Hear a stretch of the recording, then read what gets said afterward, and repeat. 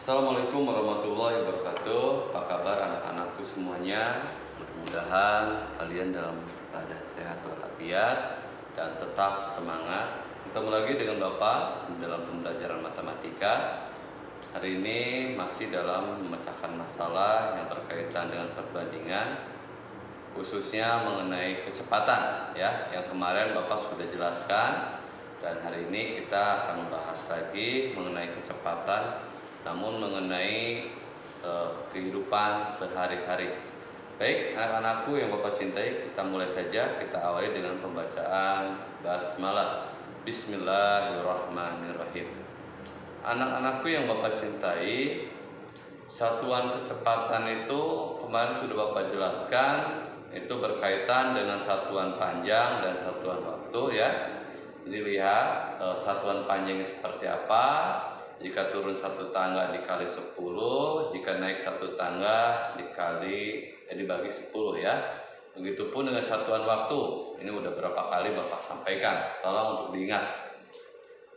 Lalu perbandingan jarak waktu dan kecepatan ini telah Bapak jelaskan bahwasanya kecepatan adalah besarnya jarak tempuh dalam satuan waktu. Jadi kecepatan itu berapa jarak tempuh kita lalui dan berapa waktu yang dibutuhkan. Makanya itu namanya kecepatan. Dan satuan kecepatan itu ada meter per detik, ada kilometer per jam, ada meter per menit, dan berhubungan dengan jarak dan waktu ya. Rumusnya telah Bapak sampaikan pula kemarin, bahwasanya kecepatan adalah jarak dibagi waktu, sedangkan waktu adalah jarak dibagi kecepatan, sedangkan untuk jarak adalah kecepatan dikali waktu. Tolong rumus ini diingat ya. Yang diingatkan ini akan berkelanjutan terus-terusan sampai nanti kalian di SMP, SMA juga akan kalian pakai rumus ini. Baik, kita lihat ke contoh soal. Contoh soal yang pertama, Ahmad mengikuti lomba balap sepeda dengan jarak tempuh 70 km. Jika waktu tempuh Ahmad dalam lomba 2 jam, berapa kecepatan rata-rata Ahmad dalam mengayuh sepeda? Nah, ini kecepatannya. Jadi berapa kecepatan Ahmad untuk mengayuh sepeda itu dalam waktu 2 jam dengan jarak tempuh 70 km. Maka kita diketahui jaraknya 70 km, lalu waktunya 2 jam. Nah, berapa kecepatan? Nah, di sini ditanyakan kecepatan ya. Maka kembali ke rumus, kecepatan adalah jarak dibagi waktu. Nah, ganti. Jaraknya dengan 70, waktunya dengan 2. Sehingga 70 dibagi 2 sama dengan 30 km per jam ya. Satuannya udah ada, kilometer per jam. Artinya dapat disimpulkan bahwa kecepatan Ahmad dalam mengayuh sepeda itu adalah 35 km per jam. Ya, tolong dipahami ya, biar kalian bisa mengerjakan nantinya. Itu contoh soal yang pertama. Yang kedua, sebuah mobil balap melaju dengan kecepatan 240 km per jam. Jika waktu tempuh yang digunakan 2,5 jam, berapa jarak tempuh mobil balap tersebut? Ini sama, kita ketahui dulu. Kecepatannya adalah 240 km per jam. Lalu waktunya 2,5 jam. Nah, 2,5 jam ini adalah pecahan campuran. Kita rubah dulu menjadi pecahan biasa, yaitu menjadi 5/2 agar kalian mudah mengerjakannya ya. Yang ditanyakan jarak. Apa rumus jarak? Yaitu kecepatan dikali waktu. Maka kecepatannya 240 masukkan, lalu waktu ganti dengan 5/2. Maka 240 dikali 5 dibagi 2 didapat 600 km. Jadi jarak tempuhnya di dalam balapan tersebut itu mobil balap itu adalah jarak tempuh mobil balap adalah 600 km.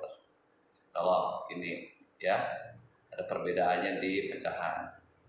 Kalau kalian sudah hafal rumusnya, tinggal mengganti rumusnya. Kecepatan berapa kecepatannya, waktu berapa waktunya. Ya, tolong dipahami ya. Selanjutnya soal yang ketiga. Nah, seorang pelari menempuh jarak 40 km. Jika kecepatan pelari tersebut 15 km per jam, berapa waktu yang dibutuhkan pelari tersebut? Maka yang pertama diketahui kecepatannya dulu. Berapa kecepatannya? Yaitu 15 km per jam. Nah, ini kecepatan si pelari tersebut ya. Lalu jarak tempuhnya berapa? Yaitu 45 km. Nah, kalau kecepatan sudah ada, jarak tempuhnya sudah ada, yang ditanyakan adalah waktu. Berapa waktu yang diperlukan? Maka waktu cara mencarinya adalah jarak dibagi kecepatan. Ya, jaraknya berapa? 40 km. Ya, kecepatannya 15.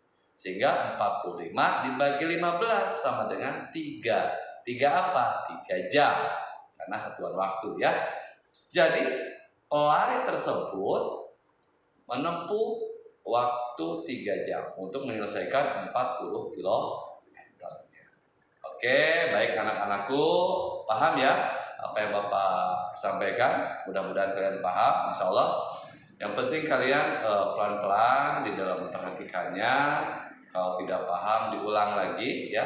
Yang utama adalah kalian hafal rumusnya dan pahami ceritanya. Karena kalau udah kalian paham ceritanya, insya Allah kalian mudah. Tapi kalau ceritanya tidak paham, awas, hati-hati ya. Karena kalau soal cerita itu yang penting adalah pemahaman. Banyak yang bisa baca tapi tidak paham. Baik, anak-anakku, mungkin itu ya untuk materi dan latihan soalnya. Lihat di buku paket halaman 62. Cukup yang dikerjakan nomor 1, 2, dan 3. Baik, anak-anakku yang Bapak cintai, mungkin itu yang Bapak tetap sampaikan. Tetap semangat, jaga kesehatan. Alhamdulillah hari ini kita Bapak bisa menyampaikan lagi materi. Mudah-mudahan tetap semangat ya. Cukup ya Bapak. Akhirul kalam. Assalamualaikum warahmatullahi wabarakatuh.